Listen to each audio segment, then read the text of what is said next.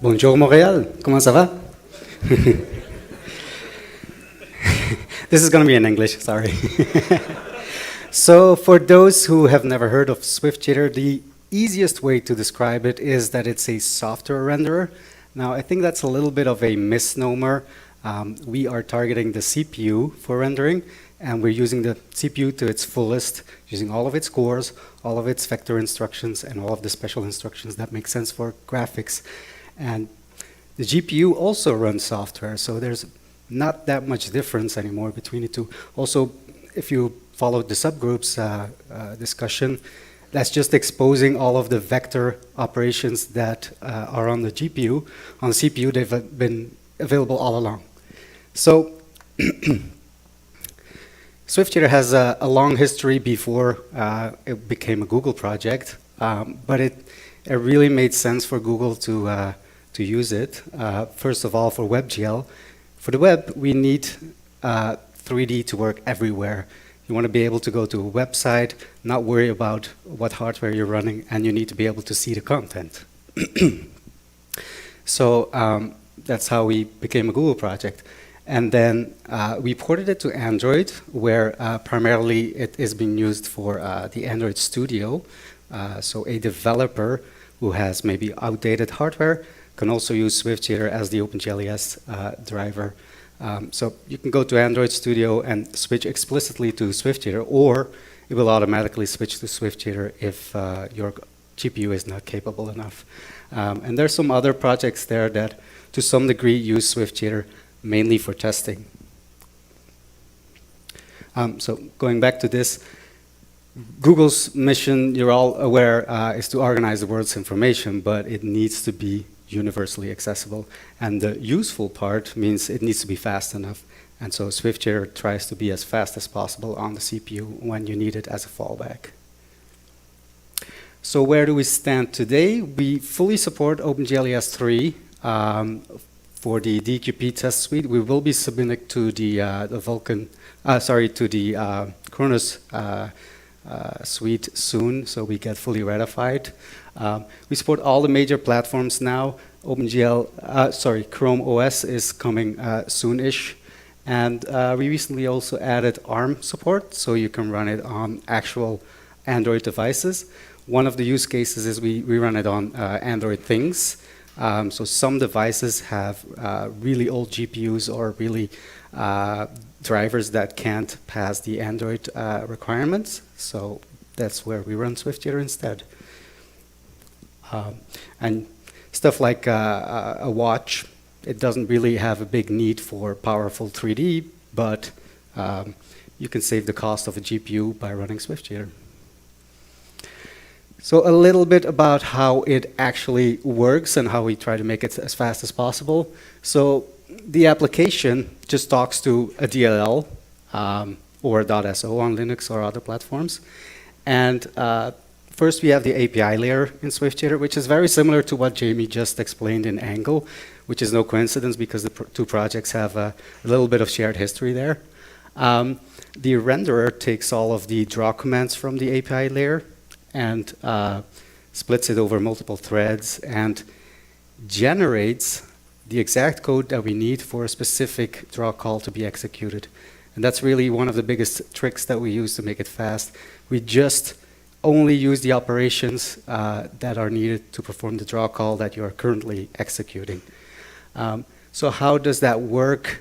Generating code on the fly at runtime.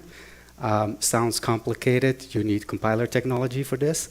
Yes, but we abstracted it into a language that is integrated into C++. So here you have a little example. We call this the reactor language. And the if statement with a capital I is actually a dynamic if that doesn't execute when you execute this, but it just records what you want to do later. Likewise, the float at the top has a capital F. This just records the operations that you want to do later. So the first if that you see in this example is what you know in C++ as a static compile time if. You set it once, and it determines what code you're generating at static compile time. But for Reactor, your regular if statements, the second one you see in this example, become this kind of compile time directive. So you can control very easily with normal if statements in C++ which code you're generating for your processing routines. And only the third if there is an actual dynamic if that is going to execute after running this to record what you want to generate. And then finally, once we have the list of operations that we actually want to execute, we send it to a JIT compiler, either LLVM or Sub-Zero, which is a more lightweight version that ships with Chrome currently. And then we execute that on the CPU. So that's where we stand today. Where do we want to go? We want to implement Vulkan. And ultimately, I think it makes sense that we're going to use the Angle project to keep supporting OpenGLES. But internally, SwiftShader will become entirely Vulkan only. So currently on the left, you see the current architecture again. And we use OpenGLES API layer and GLSL to an internal assembly representation. Now, with Vulkan, we would be ingesting SPIR-V. And we can do an intermediate step where we take SPIR-V as the intermediate representation for an OpenGLES implementation. So that's one way that we can mitigate some of the risks of moving over to the new architecture. The other thing to consider is that currently we have a really monolithic context. It's very OpenGL-like, where you set all of the state with OpenGL, and then you fire it off to do a draw call, and then you set all of the state again in your context, and then fire off a draw call. We want to become more Vulkan-like, so that means splitting these state objects up into the respective pipeline stages.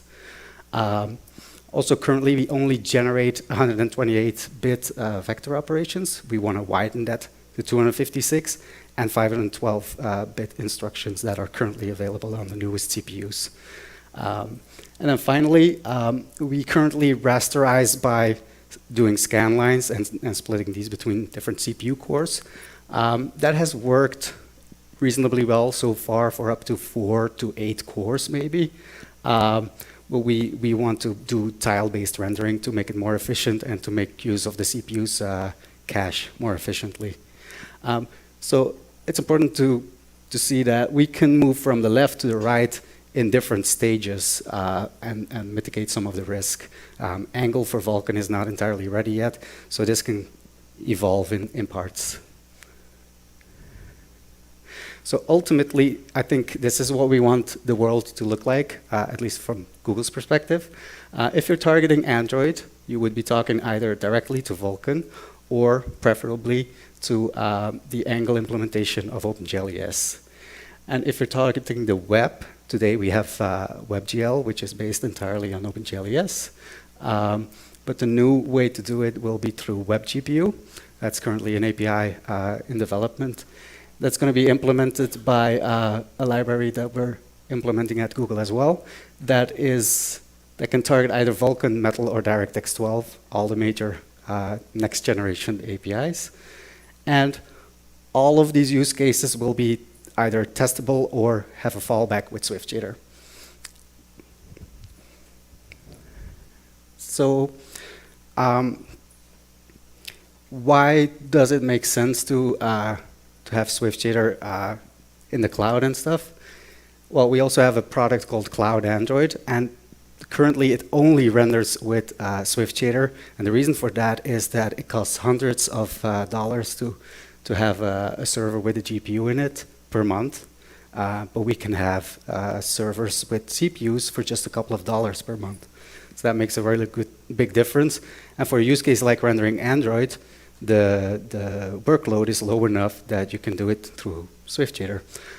But we can actually hopefully scale it up to very high performance as well. Today we have 48 core CPUs running with AVX 512 that could do up to 6 teraflops of computational power. So that's really approaching where the GPUs are today. And there's no limits on the kind of API features that you can have there. The other thing is we've found that when you do conformance testing, it's almost as fast to run it on the CPU versus on the GPU because you're just sending off little rendering tasks to the GPU, and the GPU will spin up all of its vector units and then have to send it back over the PCI bus and make it readable to the CPU for testing whether these results are correct. It's easier to just stay on the CPU, and if you have a big data center, you can parallelize this process a great deal and do it cheaply. So SwiftShader is also, we're going to make it a sort of a reference implementation of Vulkan, hopefully. And this will have many advantages to, hopefully, the Vulkan ecosystem as a whole. One of the things you can do with it is instrument it with address sanitation, memory sanitation, undefined behavior sanitation, all these things that you can't, or is much more difficult to get with a GPU implementation. So with that instrumentation turned on, you can do fuzzing, which means having tests vary by themselves and find bugs for you. Once a bug is found, you need to be able to reproduce it. Well, with a reference implementation that runs virtually everywhere and produces the exact same result everywhere, that should be an easy thing to do. And also, SwiftShader can be used for actual debugging of the shaders. So all of this is reinforcing finding stuff that breaks and having tests for it that will improve the entire ecosystem, also for the hardware side of things. So we're going to get started on the Vulkan implementation relatively soon, but we're still trying to collect some information about what is the right thing to do. There are some trade-offs to be made. For example, we can just write a lowest common denominator, just something that might pass the Vulkan CTS, and that's it. Or we can make it a super big thing that can support all the things. What we probably want is something in the middle. We're fairly mobile-oriented with Android, and the web is also the lower end of things. But still, there's all these different things in Vulkan that are configurable. To what degree do we want to make SwiftShader also be able to be reconfigured to test these different kind of devices? Also, the debugging and profiling features might have a performance impact. I don't think they have to, but we want to be sure that we hit the right balance there. And also, these are the Google priorities. There might also be interest from the wider industry, from Vulkan, from Kronos, and I'd love to learn about these if there are any. So with that, any questions?